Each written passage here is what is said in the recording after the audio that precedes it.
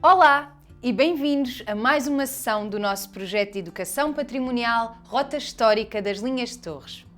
Vamos continuar a falar-vos do tema da alimentação no tempo das invasões francesas e não só. No vídeo anterior, ficaste a saber que as origens dos alimentos que consumimos diariamente são diversas. E a verdade é que se muitos destes alimentos já eram consumidos há 200 anos, muitos são próprios da nossa época. Percebeste também que aquilo que se produzia para comer moldava a paisagem da região das Linhas de Torres. Será que hoje em dia a nossa alimentação continua a transformar o mundo em que vivemos?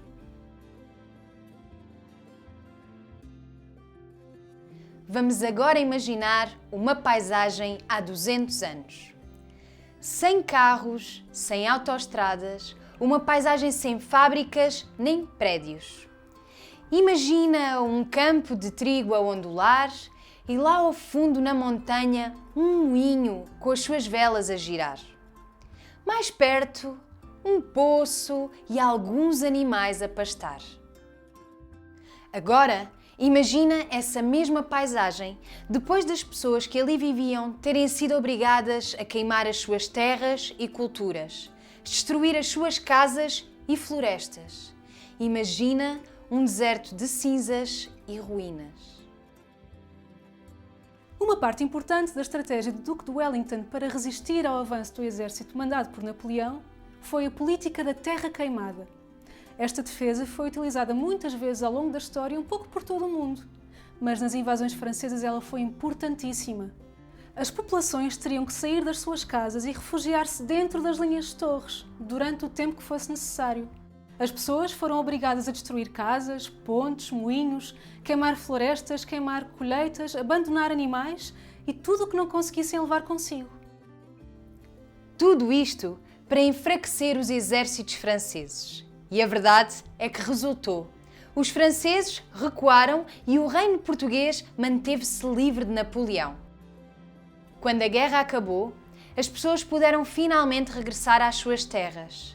Mas os campos estavam totalmente queimados. As casas, as pontes, as estradas tinham sido destruídas. Os alimentos que chegavam ao interior das linhas de torres tinham que ser muito controlados. Toda a gente tinha que ter acesso aos alimentos, principalmente o exército que combatia nas batalhas. Para os soldados portugueses e ingleses, a comida era racionada.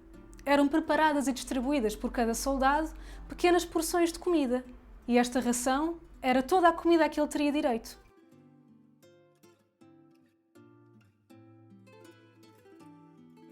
Havia várias rações diferentes. Eram feitas com alguns ingredientes de que já falámos no vídeo anterior, como a carne, o peixe, os legumes e o pão. Esses ingredientes eram misturados com outros que provinham diretamente das paisagens vizinhas. Baseando-te agora em tudo o que sabes sobre o que se comia há 200 anos, será que consegues adivinhar alguns dos ingredientes que faziam parte da ração de um soldado? Apostos? Vamos começar. Consegues identificar este alimento? Faz parte da alimentação dos portugueses há muitos séculos. Foi trazido pelos mouros. As plantações deste cereal existem junto aos rios, como o Tejo, onde encontram água abundante, solos ricos e um bocadinho de calor. Nas rações dos soldados era misturado com carne, com peixe ou com legumes. O arroz, isso mesmo.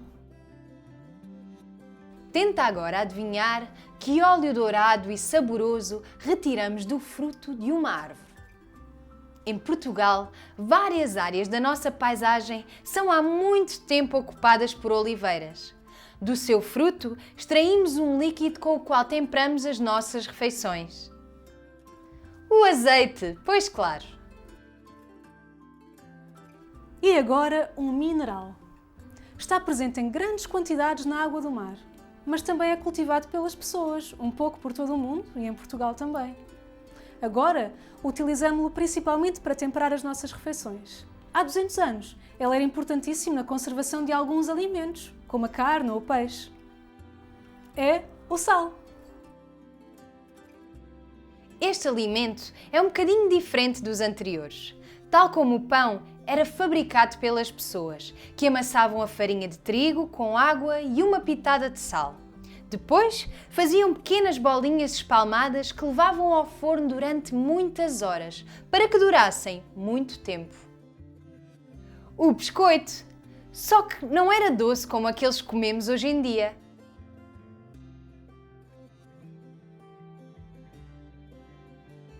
As rações permitiam aos soldados sobreviver.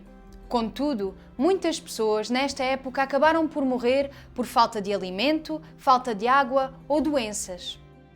Mas a fome não passou à história. Será que hoje em dia ainda é um problema? Será que no mundo existe comida para todos?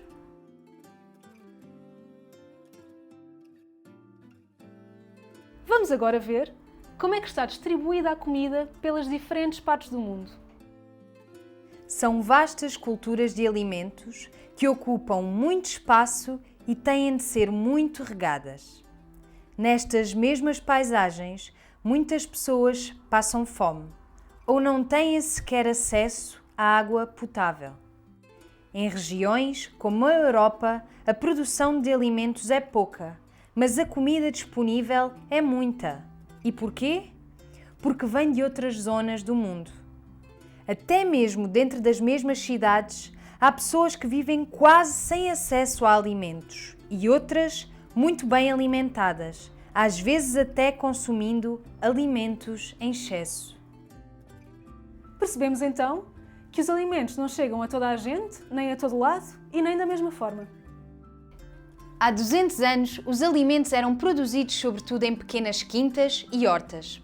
Hoje em dia, são produzidos em grandes superfícies, concentradas em algumas regiões. Por isso mesmo, para que cheguem até ti, são transportados por longas distâncias. Além disso, as guerras, as diferentes condições de vida das pessoas, a poluição dos meios naturais, as alterações climáticas e o desperdício alimentar fazem com que a fome continue a ser um problema real e global.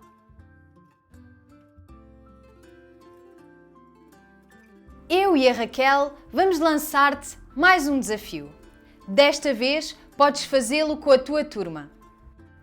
Começa por pensar: o que será que podemos fazer para que menos pessoas passem fome? Cria um cartaz com mensagens ou imagens numa cartolina ou num ecrã. És tu quem decide. Sabemos que és capaz de contribuir para a mudança que todos queremos ver no mundo. E claro, já sabes, vamos querer que partilhes connosco o cartaz da tua turma. E a nossa sessão chegou ao fim. Fizemos uma viagem no tempo e vimos como há 200 anos a paisagem e a natureza eram determinantes para a sobrevivência de todos. E ainda é assim hoje em dia. Compreendemos que a alimentação, sendo um direito de toda a gente, não é distribuída de igual forma por todos. E já era assim na época das invasões francesas.